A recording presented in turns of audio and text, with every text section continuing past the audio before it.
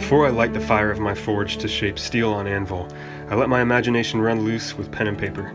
I dive deep into historical research as well.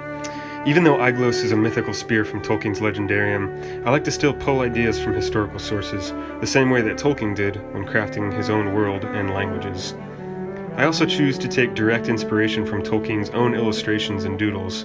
Some of my favorite art from the professor was sketches he did on notes and envelopes, including the heraldry of Gil-galad himself. After studying the professor's art, I begin to sketch my own designs, doing my best to follow in the footsteps of the patterns and the lines that he developed. Reading Tolkien's description of Gil-galad himself evokes an image of a strong warrior king, defined by the elements of ice and snow. I try my best to capture these elements in my art and end up with a final design of the legendary spear.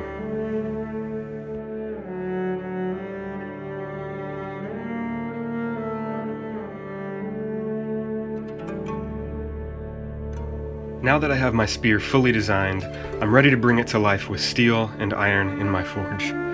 At the time when I brought the spear to life, I was working in my old smithy, using the simple tools of a propane forge to heat up the steel, and a 200-year-old German anvil on which I pound out the blade with precise and rhythmic blows of the hammer. I chose to forge the blade out of 1075 high-carbon tool steel, and I forged the socket out of a separate piece of 100-year-old wrought iron. Once I have my blade and socket forged to shape, I grind the blade to a clean and perfectly straight geometry. Once I'm done with the grinding, I'm then ready for heat treatment. This is the most crucial point at which the blade truly becomes alive. By heating it up to 1500 degrees and then quenching in oil, I make the blade very hard so that it can retain a functional cutting edge. Finally, I do one last pass on the grinder to remove any fiery scale left from quenching. And then I move on to hand polishing with sandpaper and stones before I temper the blade. Tempering is the process of heating up the steel to a lower temperature, in this case between 400 to 500 degrees. By doing so, I make the blade springy and tough so that it won't snap under heavy usage. By doing this, I also achieve an icy cold blue color on the entire surface of the steel. Achieving this blue color also allows me to engrave the blade. I add designs from Tolkien's own artwork with a rotary tool and find a snowflake design he did and engrave it directly onto the blade. At long last, the spear is finished, and I'm ready to share it with the world.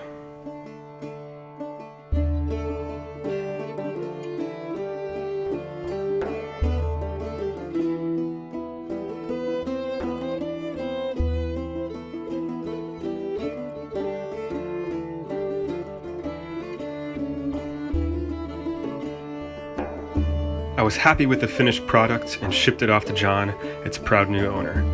But I hadn't yet crafted all of the Tolkien-inspired spears that I had dreamt of forging for years. My next and far more ambitious project was forging to life the spear of the hunter Valar, Oromë. Oromë has always been my favorite character in Tolkien's world, and I was desperate to take on the task of shaping a spear that Melkor himself would fear. I based my sketches and designs for the spear highly off of historical original artifacts, mainly Celtic, Latin, and Iron Age artifacts, all throughout the Bronze Age and beyond.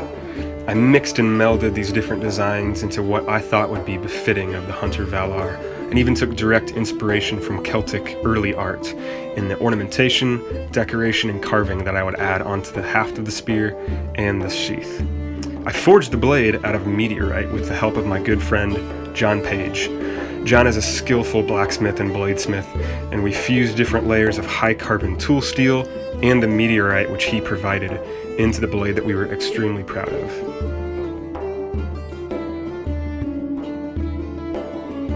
The process of forge welding and fusing together these different layers of meteorite, high-carbon steel, and wrought iron was an extremely time-consuming and labor-intensive process. It required massively high heats in my propane forge in order for the layers to successfully fuse together. With John's help, however, I was thankful that we were able to succeed in this endeavor, and once all the layers were won, I moved on to the process of grinding the geometry to a perfect and straight shape. Once I achieved the geometry that I was aiming for, I was then able to move on to heat treatment and final polishing. With the blade polished, I was also able to etch it in acid to reveal the folded layers of meteorite and carbon steel.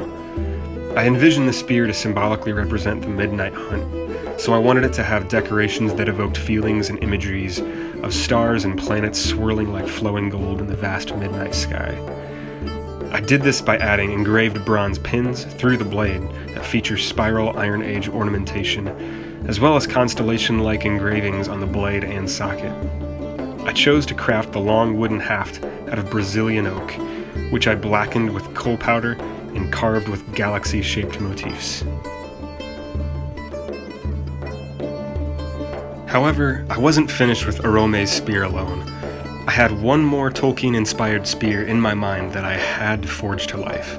And so, with the help of a few of my really close craftsman friends, we set out to craft a true Dunedain war spear. Nelnacht the Thornbite, I named it. The blade was forged out of 1075 tool steel and 200-plus-year-old ship anchor chain off of a ship from Great Britain. I engraved the blade with thistle and thorn motifs to reflect the wild nature of the ranger who would have carried it, and I carved a green hickory haft to give it a deadly strength and reach. In the end, I hope that all three of these spears faithfully capture the spirit and essence of the beautifully woven world that Tolkien forged to life with his own words.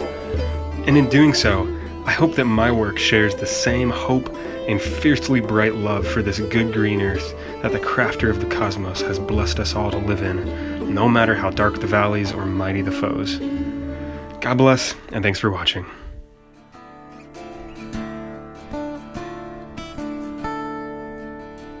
In the hands of the last High King, among the exiles of Middle-earth,